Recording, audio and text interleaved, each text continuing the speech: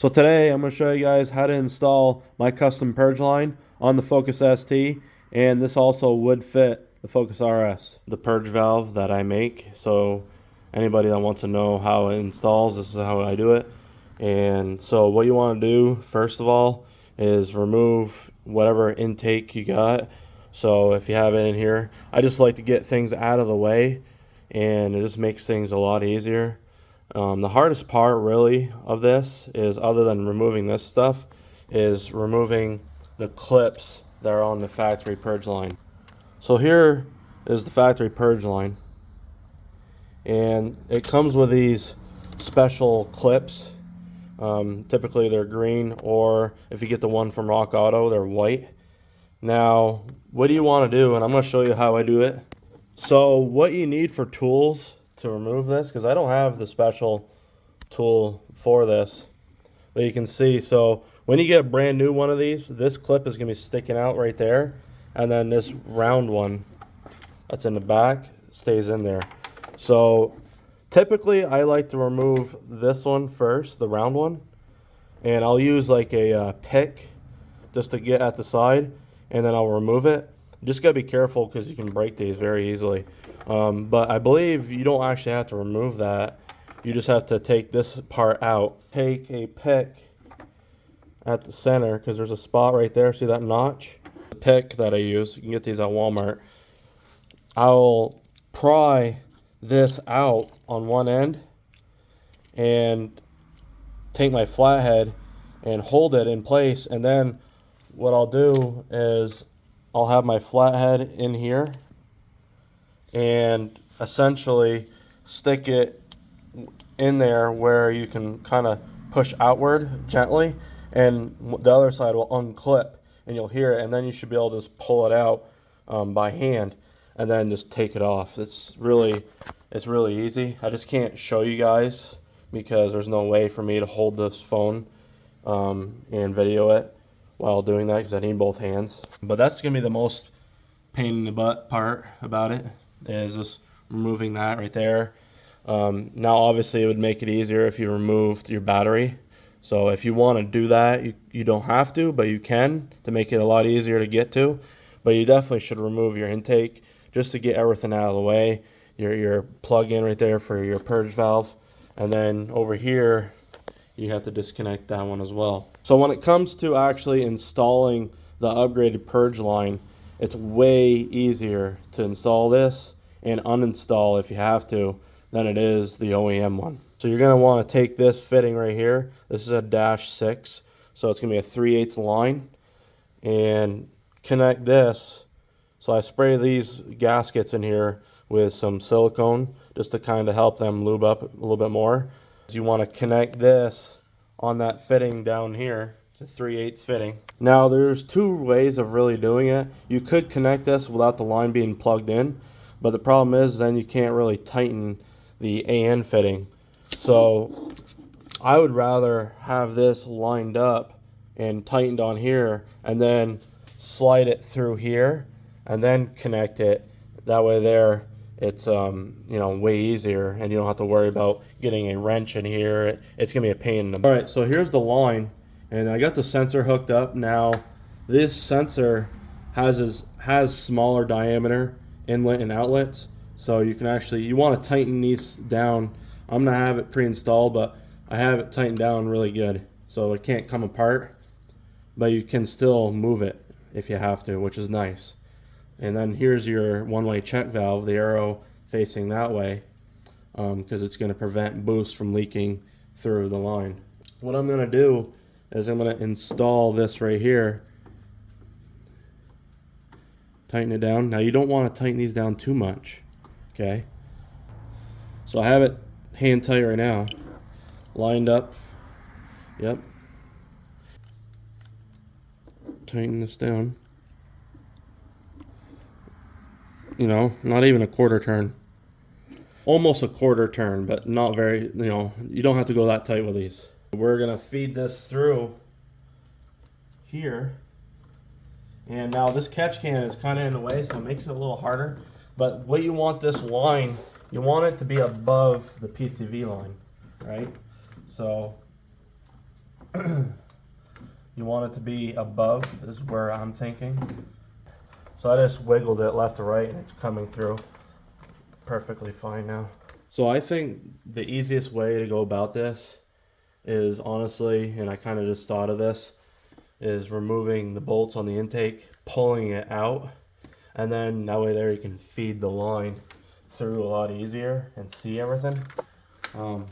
Because doing it where, I mean, you can do it without unbolting it, but it's just gonna be a lot harder. I do have it almost here. It's just, you know, a lot harder to do it with the intake mounted right up there. So it's honestly not too bad, but if you want to make things easier, you can just unbolt the intake and just do it that way. It's hard because the camera is in the way where I need to be. So I got that connected right there. You can see it. It's right there. It's connected. I'm not going to put it on all the way because it's a pain in the ass to take that connection off. Not really like the OEM one, but the tabs, you gotta really press hard on them. And this kit isn't going on this car. It's just for showing you guys how to install it. So this is going to be in a different spot, okay, than factory. So instead of being right over here, because I need room, it's going to be connected right here, okay. Now the filter is going to be right here. I'm going to show you guys the biggest difference with my kit. Everything is high quality. What I like to do is I'll actually open each end of this filter, kind of get it pre-lubed. I'll use like WD-40 or something and just get this gasket nice and lubed up, and it's not squeaky, because when you first take this apart it's actually really squeaky. So I like to get the threads nice and oiled up. We see this is a very nice high quality stainless steel filter. It's 10 micron. It flows really good, and it's a big, you know, filter. So that's a big difference, really. This filter is about $42. So, and really it should last, you know, it should definitely last the lifetime of the vehicle as long as it's on there. Now, as far as cleaning this goes, I would use, you know, you could use like 90% alcohol in a spray bottle or something. I would just do that. You know, you can check it once a year, see how it is. But when I did mine, it wasn't even dirty. So now to take this off, to clean the filter, is going to be on the end where the arrow's facing. That's going to be the direction it's going to be. So this connects to the hard line, and this is the direction, right? So it's the same direction. It's pointing to the intake manifold, and the same direction for the check valve as well. With these push lock fittings, technically you don't need clamps on these because they're push lock. And on this end, I don't put the clamps on for that end right there because there's a check valve over here. So on that end, I'll put on the fittings, I'll put the O-Tiker clamps. That's where it needs it the most. But on this end, there's no pressure, so I don't have them on here. And technically, like I said, you don't need them. So they're just, I mean, you can't pry this apart. I could not pull this apart. So I have all the gaskets is double O-ringed. Nice silicone grease on there. And then I inspect the filters when I put them together.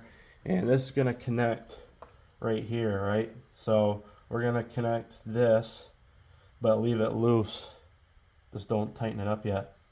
Okay? So it's going to go over here, just like this. It's going to go right there. And this, basically, I'm not going to put it on fully, but it clips right in there. And this sits about like so, right? And then this is going to connect right here. So now obviously it's rubbing against this right now, but I don't have it clipped in all the way, so it's going to be a little bit lower, and then it'll clear. You want to see how it works here. There, like that. Okay, that's good. Obviously it's going to be down in there, and then here's your sensor hookup. It's going to be, oops, right there. So yeah, that's gonna be it right there. Works, fits perfectly fine. And if you're interested in buying my purge line, like I said, it comes with a oversized fuel filter, stainless steel, it's washable, 3/8 line, high quality rubber.